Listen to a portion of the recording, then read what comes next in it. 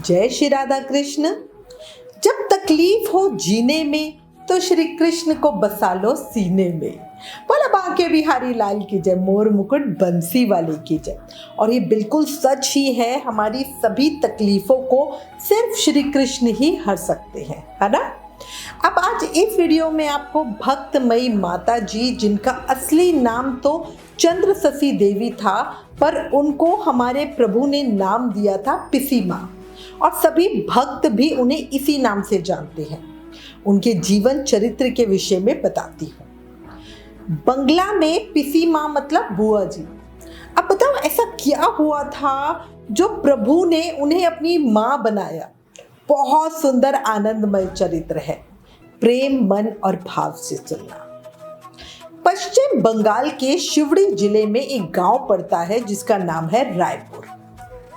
यहाँ श्री चैतन्य महाप्रभु के पार्षद श्री मुरारी गुप्त के सेवित बाल रूप में श्री गौर निताई के शिव विग्रहों की सेवा उनके भाई के वंशजों द्वारा कई पीढ़ी से होती आ रही थी। अब एक समय ऐसा आया जब उस वंश में श्री विग्रहों की सेवा करने वाला कोई भी नहीं बचा।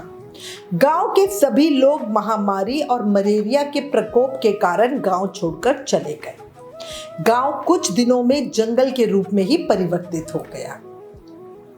गौर निताई का मंदिर ध्वंस हो गया, मतलब टूट गया। श्री विग्रह कूड़े के नीचे मिट्टी में दब गए। धीरे धीरे समय बदला, समय आगे बढ़ता रहा। जो और गांव के लोग थे वो इस जंगल का प्रयोग बहुत समय के बाद अपने पशुओं को, मतलब गाय भैंसों को चराने के लिए करने लगे। अब क्या हुआ, काफी सालों के बाद एक ग्वाला जो उस जगह पे अपनी गायों को चराने के लिए आया करता था, उसने देखा कि उसकी गाय में जो गाय सबसे ज्यादा दूध देती थी वो रोज एक ही निश्चित जगह पर खड़ी होकर थन से दूध की धार टपकाती है और अपने आप उसके थन से दूध बहने लगता है।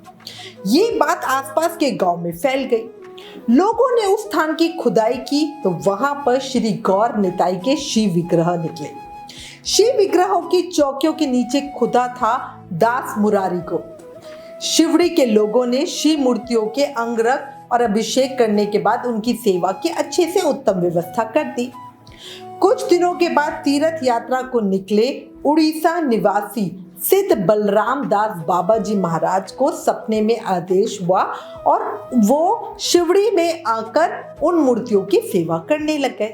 अब वहीं पर एक श्रीमती चंद्रशशी गोस्वामिनी नदिया जिले के पास ही डेला गांव के प्रसिद्ध और धनी मखोपाध्याय वंश की कुलवधू थी।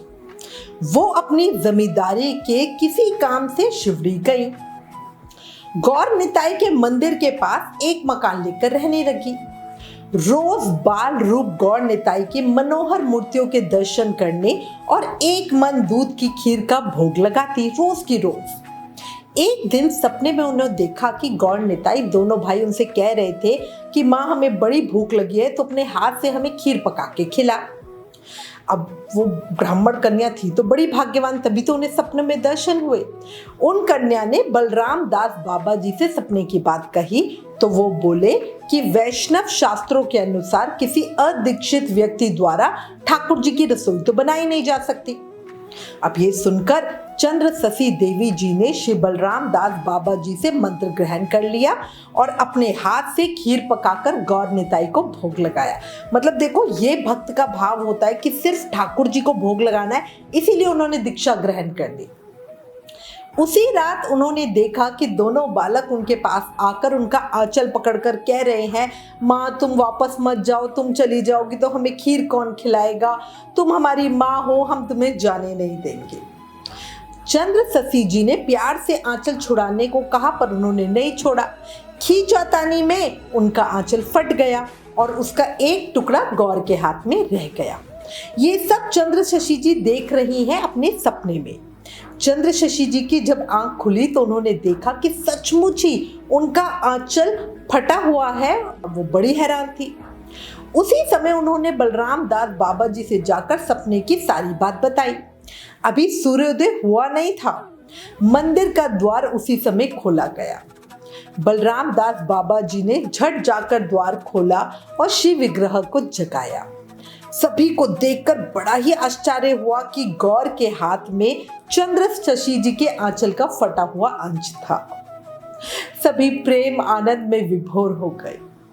सब चंद्र शशि जी के भाग्य की प्रशंसा भी करने लगे। चंद्र शशि जी तन मन की सुधि खोने लगी, और खोती भी क्यों ना। देखो, जब प्रभु का साक्षात प्रेम उन्हें दिख रहा है तो वो अपनी सुध-बुध खोती भी क्यों ना। चंद्र शशि जी ने अपने देश वापस जाने का विचार हमेशा के लिए ही छोड़ दिया। धन संपत्ति और आत्मीय स्वजनों का मोह भी बिल्कुल पूरी तरह से छोड़ दिया। वो मंदिर में रहकर अपने प्राण धन गौर निताई की सेवा करने लगी। उस समय उनकी आयु सिर्फ 20 वर्ष की थी, सिर्फ 20 वर्ष की। इतनी छोटी अवस्था में घर द्वार छोड़कर मंदिर में बाबा जी के साथ रहने के कारण लोग उनके संबंधों में तरह तरह की बातें कहने लगे। इससे उन्हें बहुत दुख भी होता था। एक रात वो अपने दुख की बात गौर निताई से कहते कहते सो गए। सपने में गौर निताई ने उन्हें गले में बाहें डालते हुए कहा, माँ, हमें लेके वृंदावन चलो। जल्दी ही चंद्र शशि जी और बलराम दास बाबा जी गौर निताई को लेके नौका के द्वारा वृंदावन पहुंच गए। जिस समय नौका घाट पर जाकर लगी, नदिया जिले की भक्ता नाम की एक भक्तमती यमुना स्नान कर रही थी। वो बड़े आदर से गौर निताई और चंद्र शशि जी को वनखंडी मोहल्ले में अपने घर में ही ले आई। चंद्र शशि जी उनके घर रहकर गौर निताई की सेवा बड़े आनंद के साथ करने लगी। भक्तमती भक्ता सेवा कार्य में हमेशा उनकी सहायता करती थी। चंद्र शशि भक्ता देवी को दीदी कहकर पुकारती थी। मोहल्ले के लोग भक्ता देवी को पिसी माँ मतलब बुआ जी कहकर पुकारते थे। और इसी से क्या हुआ, धीरे धीरे सभी लोग चंद्र शशि जी को भी पिसी माँ ही कहने लगे। पिसी माँ पुत्र रूप में गौर निताई की सेवा करती और उनकी सेवा से गौर निताई बहुत खुश थे। उनके सामने प्रत्यक्ष प्रकट होकर बहुत तरह की लीलाएं भी करते थे। भक्त तो अपने प्रभु को प्रेम करा ही करते हैं, पर याद रखो, प्रभु भी अपने भक्तों पर बलिहारी जाते हैं, न्योछावर जाते हैं और उनके लिए कुछ भी करते हैं। अब उसकी एक घटना मैं आपको बताती हूँ। हुआ क्या, एक दिन गौर निताई के लिए रसोई करते करते जो पिसी माँ थी, हमारी चंद्र शशि जी थी, उनको मासिक धर्म के लक्षण दिखाई दिए। वो जल्दी से रसोई घर से बाहर आकर मंदिर के सामने आंगन में जाकर ही लेट गई और गौर निताई की ओर देखकर आंसू बहाने लगी और सोचने लगी कि आज मेरे गौर निताई को मेरे हाथ की रसोई का भोग नहीं लग सकेगा, कैसे भोग लगेगा, क्या होगा। इस बात का दुख करते करते उन्हें जैसे जागृत अवस्था में ही स्वप्न दिखाई दिया। गौर निताई दोनों भाइयों ने उनके पास आकर कहा, माँ, दुख की कोई बात नहीं है, आप हमारी माँ हो, हम आपकी संतान हैं, आप वही करो जो एक साधारण जननी ऐसी अवस्था में करती है, उसमें आपको कोई दोष नहीं लगेगा। उठो, स्नान करो, हमें खाना दो, भोग लगाओ, बड़ी भूख लगी है और अब से तुम इस रोग से ही मुक्त हो जाओगी। पिसी माँ ने उनके कहे अनुसार किया और आश्चर्य की बात कि उस दिन के बाद से उन्हें कभी मासिक धर्म हुआ ही नहीं, जबकि उस समय उनकी उम्र बहुत छोटी थी। मासिक धर्म तो बड़ी उम्र में जाकर रुकता है ना, पर ये हमारे ठाकुर जी की लीला थी कि उसके बाद उनको कभी मासिक धर्म आया ही नहीं। अब एक और घटना सुनो। वृंदावन आने के बाद गौर निताई अलग अलग लीला करके पिसी माँ और अन्य भक्तों को सुखी करते थे। गौर निताई के पास खड़ाऊ नहीं थी। अगर वो अपने पिसी माँ से खड़ाऊ लाने को कहते तो शायद वो कहती कि खड़ाऊ का क्या करोगे, तुम्हें कहीं आना जाना तो होता नहीं है।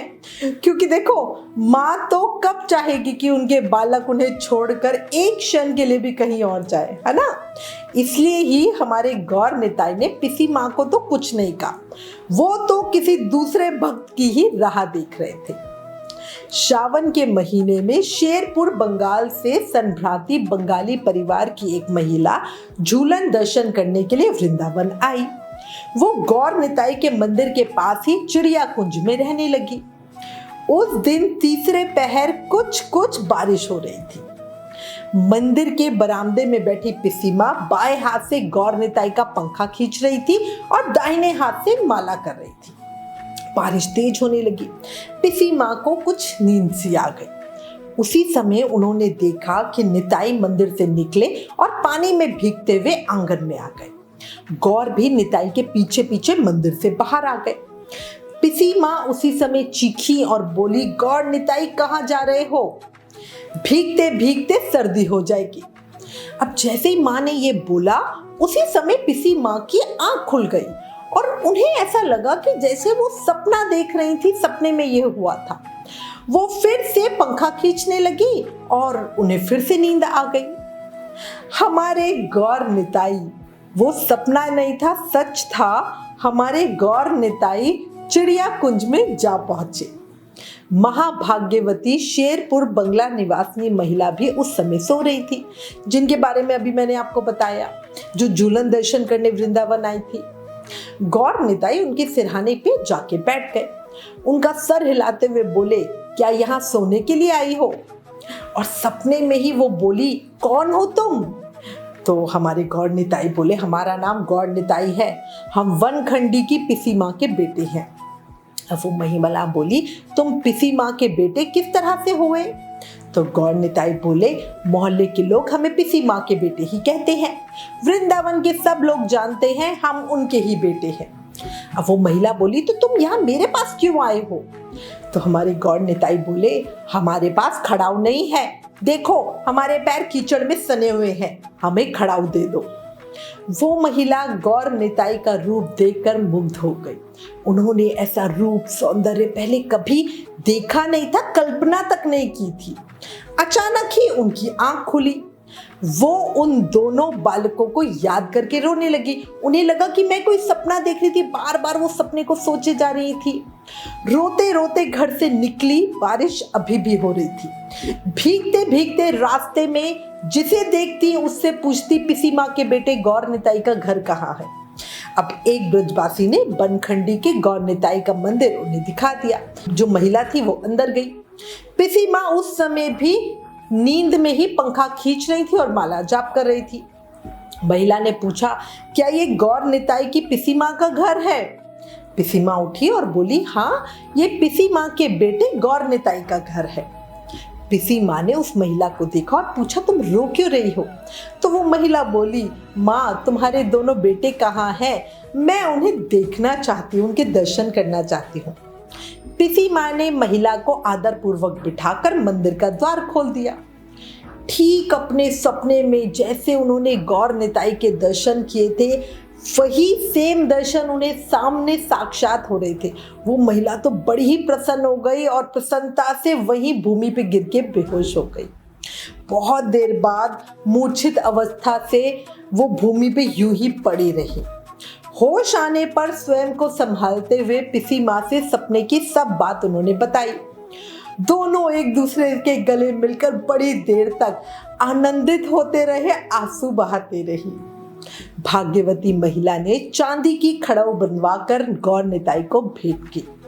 आज भी उस मंदिर में वो खड़ाऊ रखे हुए हैं। गौर निताई प्रेम से उस खड़ाऊ को आज भी पहनते हैं।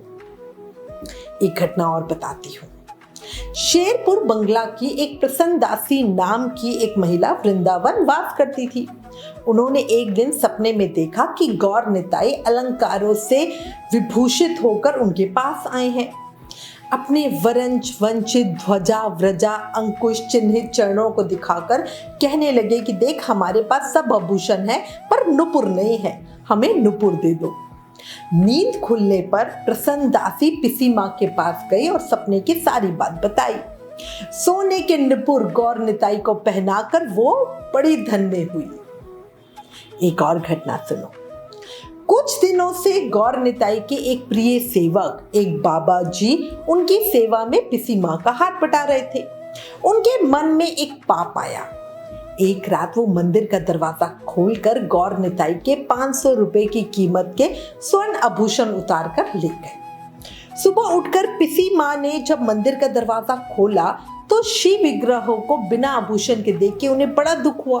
वो मन ही मन कहने लगी, हाय, ये पाप किसने किया? ऐसा कौन सा पापी होगा जो ऐसे कर सकता है? चिंतित अवस्था में वो मंदिर के आंगन में ही लेट गई। कुछ हल्की नींद सी आ गई। नींद में उन्होंने देखा कि गौर निताई उनके सामने बैठे हुए हैं। तो पिसी माँ उनसे बोली, अरे तुम्हारे गहने कौन ले गया? अब गौर निताई मुस्कुराते हुए बोले, माँ वो बाबा जी बड़े दरिद्र थे, हम दोनों भाइयों को उन्होंने बहुत रबड़ी खिलाई है, इसीलिए आभूषण हमने उनको दे दिए, उनसे तुम कुछ कहना मत। अब माँ क्या करती, अपने लाडले बेटों की बात तो उन्हें माननी थी, पर देखो माँ की हालात खुद बड़े खराब थे, गरीबी बहुत ज्यादा थी, अब वो आभूषण कहाँ से लाती? अब वो ये सोचने लग गई। उन्होंने हंसकर कहा, ठीक ही है, तुम्हारी चीज है, तुम किसी को भी दो, खुद रखो या किसी और को दो, मेरा क्या, तुम्हें जरूरत होगी तो फिर तुम कहीं से मांग लाओगे, मांगने में तुम्हें कभी लज्जा तो आती नहीं है, ब्राह्मणी के बेटे जो हो। अब पिसी माँ ने हंसकर बात इस तरह से कह के आई गई कर दी। एक रात गौर निताई ने पिसी माँ से सपने में कहा, हमें 84 कोस की ब्रज यात्रा करवाओ। दूसरे ही दिन उन्होंने गौर निताई को बिठाया पालकी में, साथ में लिया मथुरा दास और कृष्णदास नाम के 2 वैष्णवों को और निकल पड़ी संकीर्तन करते हुए ब्रज परिक्रमा के लिए।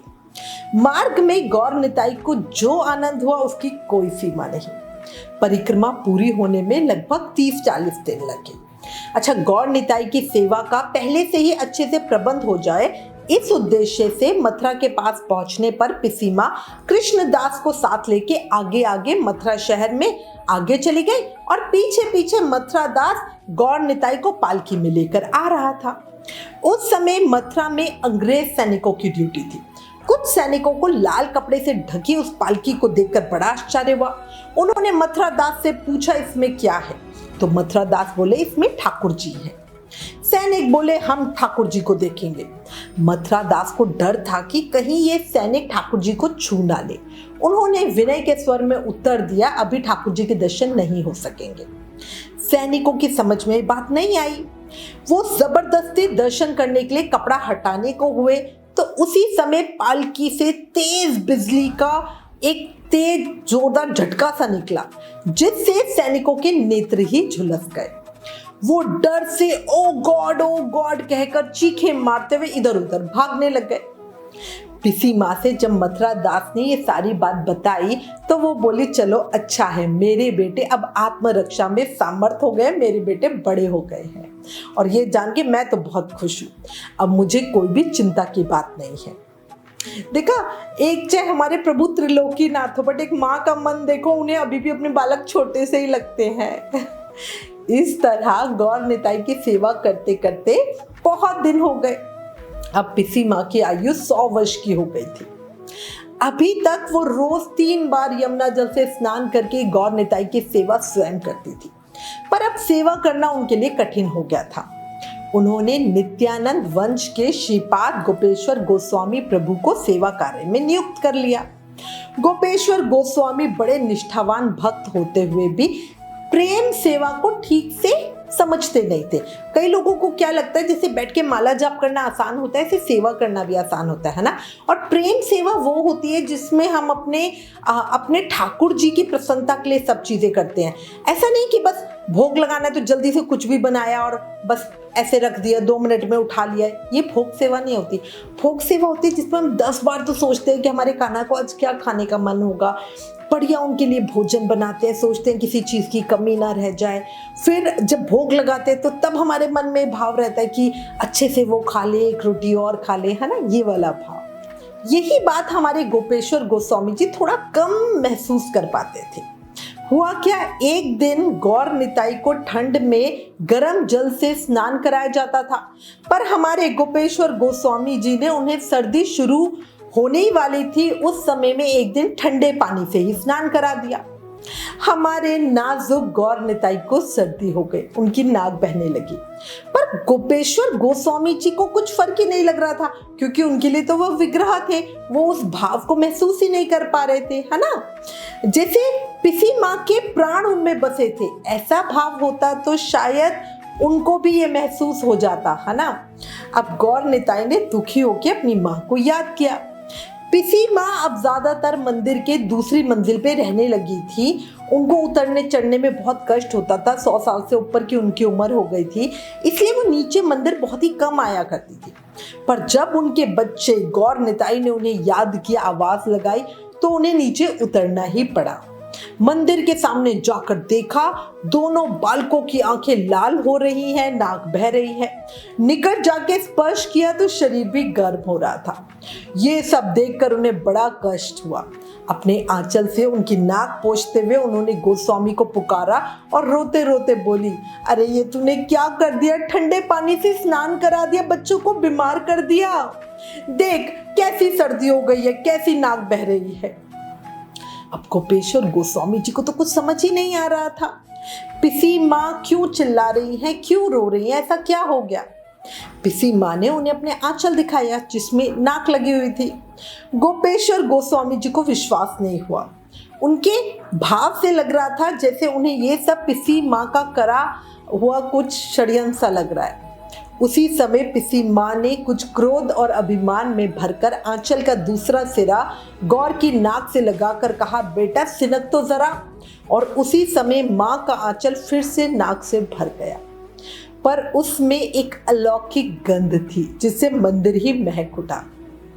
गोपेश्वर गोस्वामी जी हैरान होकर पिसी माँ के चरणों में गिर पड़े। ऐसा था गौर निताई और पिसी माँ का प्रेम संबंध। पिसी माँ के लाड़ प्यार के कारण उनके बालक कुछ ढीठ हो गए थे। उनकी इच्छा के अनुसार सब कुछ चलना होता था। कुछ भी अगर उनकी इच्छा के विरुद्ध होता तो गौर निताई हमारे ठाकुर जी गुस्सा हो जाते और अपने गुस्से को दिखाने में कभी कोई कसर भी नहीं रखते थे। इसके दो सुंदर प्रसंग बताती हूँ, दो सुंदर लीलाएं सुनाती हूँ। प्रेम से सुनना, बड़ा आनंद आएगा। हुआ क्या, मंदिर के दरवाजे पे 10 बत्तियों का दीपक जलाया जाता था। हर पूर्णिमा के दिन गौर निताई बरामदे में बिलास करते थे। अब एक दिन पूर्णिमा थी। उस दिन गोपेश्वर गोस्वामी संध्या के बाद ही 10 बत्तियों का दीपक बुझाकर कहीं बाहर चले गए, क्योंकि उनको ये लगता था कि 10 बत्तियों का दीपक है, इसमें तेल ज्यादा खर्च होगा। बरामदे में भी उस दिन गौर निताई को नहीं लेकर आए। मंदिर के भीतर पीपल की बड़ी दीवार पर एक बत्ती का घी का दीपक जल रहा था। पिसी माँ बरामदे में बैठी हरिनाम जाप कर रही थी। तभी एकाएक जोर का आवाज हुई और मंदिर में अंधकार छा गया। गौर ने दीपक को उठाकर मंदिर के कोने में फेंक दिया था। पिसी माँ को गौर के गुस्से का कारण समझने में देर न लगी। गोपेश्वर प्रभु के आने पर उन्होंने कहा, गोपेश्वर तू आज गौर निताई को बरामदे में भी नहीं लेकर आया, 10 बत्तियों वाला दीपक बुझा भी दिया। देख, इसीलिए गौर ने गुस्से में दीपक फेंक दिया। वो स्वयं तो अंधेरे में बैठा ही है, दूसरों को भी अंधेरे में कर दिया। तू ऐसा क्यों करता है? इसके बाद उन्होंने गलती मानी और गौर निताई को लेकर बरामदे में आए। तब सब ठीक हुआ। अब दूसरी दिव्य लीला सुनो। पिसी माँ की गोपेश्वर गोस्वामी को आज्ञा थी कि किसी को पैसे लेकर प्रसाद नहीं देना। अब हुआ क्या, एक दिन एक व्यक्ति ने 2 आने देकर ठाकुर जी का प्रसाद मांगा। गोपेश्वर गोस्वामी को पिसी माँ की आज्ञा का ध्यान नहीं रहा, या शायद उन्होंने भेंट की और ध्यान भी नहीं दिया। उन्होंने उस व्यक्ति को प्रसाद दे दिया। पिसी माँ उस समय बरामदे में बैठी जप कर रही थी। उन्होंने देखा कि मंदिर के अंदर से चंदन घिसने का चकला जोर से बरामदे में आकर गिरा, जैसे किसी ने बड़ी जोर से अंदर से फेंका हो। बरामदे से टकराते टकराते वो बगल के कमरे में रखे चावल के घड़े से जा लगा और वो घड़ा टूट गया। सारे चावल बिखर गए। पिसी माँ ने गोपेश्वर प्रभु को बुलाकर कहा, देख उस ध्वनि के पीछे गौर का गुस्सा देख। मेरा इतना बड़ा घड़ा तोड़ दिया और चावल भी बिखेर दिए। तू उसे क्यों गुस्सा दिलाने का काम करता है? इसके बाद गोपेश्वर प्रभु गौर निताई की सेवा में पहले से भी अधिक तत्पर रहते और सावधान रहने लगे। अब धीरे धीरे समय बढ़ा और पिसी माँ की अवस्था 106 साल की हो गई। उन्होंने गोपेश्वर गोस्वामी को पहले ही बता दिया था कि वो उस दिन पर देह त्याग करेंगे। जो दिन पिसी माँ ने बताया था, उसी दिन पूर्ण स्वस्थ अवस्था में मंदिर के बरामदे में बैठी बैठी गौर निताई का नाम जाप करते करते, गौर निताई के सुंदर मुख को देखते देखते, उनके दर्शन करते करते उन्होंने अपनी देह का त्याग किया और गौर निताई की अलौकिक लीला में प्रवेश किया। मतलब उनको जरा सी कोई दिक्कत नहीं थी, बट उन्हें पता था कि अब यही मेरा अंतिम समय है, जो आया है वो जाएगा। उस समय श्री धामपुरी के श्री राधा रमन चरण दास बाबा जी महाराज अर्थात बड़े बाबा जी वृंदावन में आए हुए थे। उन्होंने अपनी भक्त मंडली के साथ कीर्तन करते हुए पिसी माँ को लेकर वृंदावन की परिक्रमा की। वृंदावन की सभी कीर्तन मंडलियों ने उस कीर्तन में योगदान दिया। सभी लोगों ने कहा कि वैसा कीर्तन आनंद वृंदावन में कभी नहीं हुआ था। सबका ये कहना है कि जब दाह संस्कार किया गया उस समय यमुना घाट पर पिसी माँ के शव से एक अपूर्व ज्योति का प्रकाश बाहर निकला था। पिसी माँ के प्रभु की लीला में प्रवेश करने के बाद एक दिन गोपेश्वर प्रभु के मन में आया कि इतनी सेवा करने से भी क्या लाभ, इतने दिन हो गए सेवा करते करते, कुछ तो हो नहीं रहा। इससे तो अगर मैं एकांत में भजन करता तो मेरा कुछ तो भला होता। ये सोचकर उन्होंने सेवा के लिए एक और अन्य व्यक्ति नियुक्त किया और स्वयं भजन करने के उद्देश्य से कुसुम सरोवर पे चले गए। तीसरे दिन अर्धरात्रि में जब वो सरोवर के तट पर एक बकुल वृक्ष के नीचे बैठे भजन कर रहे थे तो उन्होंने देखा कि सरोवर के बीचों बीच एक प्रकाश दिखाई दे रहा है। प्रकाश धीरे धीरे उनके पास आने लगा। जैसे ही तट के पास आया उन्होंने देखा कि गौर निताई आ रहे हैं। बकुल वृक्ष के नीचे आकर गौर निताई साक्षात गोपेश्वर प्रभु के सामने खड़े हो गए और बोले, दादा आज 3 दिन से हमने अंजल ग्रहण नहीं किया है। अब इसका मतलब तो साफ था कि गोपेश्वर प्रभु का भजन पूरा हो गया था, उन्हें साक्षात दर्शन से फल भी मिल गया था, है ना। इसीलिए अब वापस जाने में उन्हें क्या ही आपत्ति हो सकती थी। वो वापसी के लिए चल पड़े। गोवर्धन में एक महात्मा ने उन्हें देखते ही कहा, अरे गोपेश्वर तुम आ गए। कल रात सपने में गौर निताई ने मुझसे कहा था कि 3 दिन से उन्होंने आहार नहीं किया है, इसलिए भाई जल्दी से वृंदावन जाओ और दोनों की सेवा करो और उन्हें सुखी करो। गोपेश्वर प्रभु को उस समय थोड़ा सा घमंड या अहम आ गया। उन्होंने सोचा, अच्छा ये दोनों जगह जगह जाकर मेरी बुराइयां कर रहे हैं। अभिमान में भरकर उन्होंने महात्मा जी से कहा, मैं वृंदावन नहीं जाऊंगा, मैं यही भजन करूंगा। महात्मा जी ने उन्हें प्रसाद पवाया और आराम करने के लिए कहा। वो वही आराम करने लगे। कुछ देर बाद जब उनका गुस्सा थोड़ा कम हुआ तो उन्हें समझा बुझाकर वृंदावन जाने को राजी कर लिया। उनके दतिया ग्राम में पहुंचते पहुंचते शाम हो गई थी और मूसलाधार बारिश भी होने लगी। रात वहीं पर व्यतीत करने के उद्देश्य से वो एक ब्रजवासी के घर में रह गए। उधर दूसरी तरफ हमारे गौर निताई बेचैनी से उनके आने की प्रतीक्षा कर रहे थे। मतलब सोचो, प्रभु भक्त का इंतजार कर रहे हैं। सवेरा होते ही एक तांगे वाला गोपेश्वर गोस्वामी को ढूंढते ढूंढते उस ब्रजवासी के घर पहुंच गया और उससे बोला, गोपेश्वर गोस्वामी कहाँ है? मुझे उन्हें वृंदावन ले जाना है और ऐसा मुझे सपने में आदेश हुआ है। गोपेश्वर प्रभु ने सुना तो वो प्रभु पे बलिहारी गए और तुरंत ही तांगे में सवार होकर वृंदावन पहुंच गए और गौर निताई की सेवा में फिर से लग गए।